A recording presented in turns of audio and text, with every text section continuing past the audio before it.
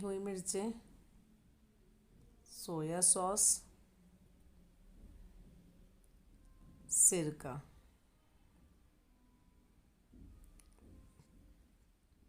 1 cup ketchup था हमारा,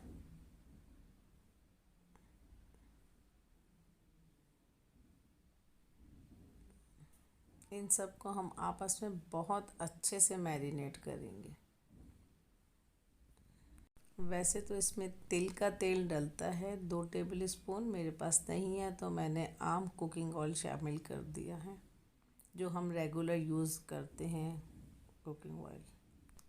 हमारी चिकन तो फ्राई हो रही है, हम अपनी सॉस की तैयारी कर देते हैं। 2 टेबल स्पून मैंने ऑयल डाला, इसमें चंद जवे यानी कि 6 to 8 लहसुन के वो हमने उसको क्रश करके इसमें फ्राई करेंगे और उसके बाद अपना सॉस इसमें डाल देंगे। ये हमारे लहसुन के जवे फ्राई हो रहे हैं, जैसे ही ये फ्राई होने लगे, ब्राउन होने लगा, तो मैं इसके अंदर सॉस ऐड कर दूंगी।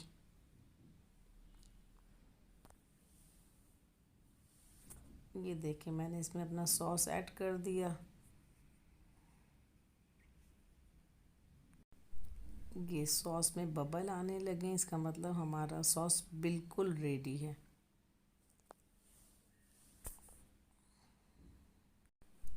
इधर हमारी चिकन माशाल्लाह से फ्राई हो चुकी है। जो हमने सॉस बनाया हुआ था ये इसमें ऐड कर देंगे।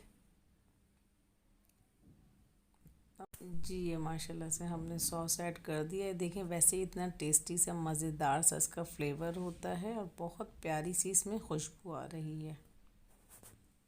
यहाँ पर मेरी एक वीडियो मिस हो चुकी है। मैंने एक एक करके तमाम सब्जियों को फ्राई करा। सबसे पहले मैंने गाजर को फ्राई करा, फिर उसके बाद शिमला मिर्च, बंद गोभी, इन सबको फ्राई करने के बाद जो हम मैगी बॉईल करी है, अब वो मैं इसको डाल के सबको आपस में यकजा कर रही हूँ।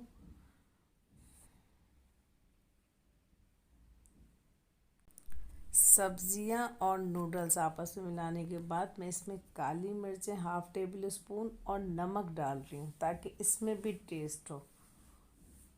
मैंने नमक और काली मिर्चें डाली और सबको आपस में मिला लिया है, बहुत अच्छे से मिक्स कर लिया।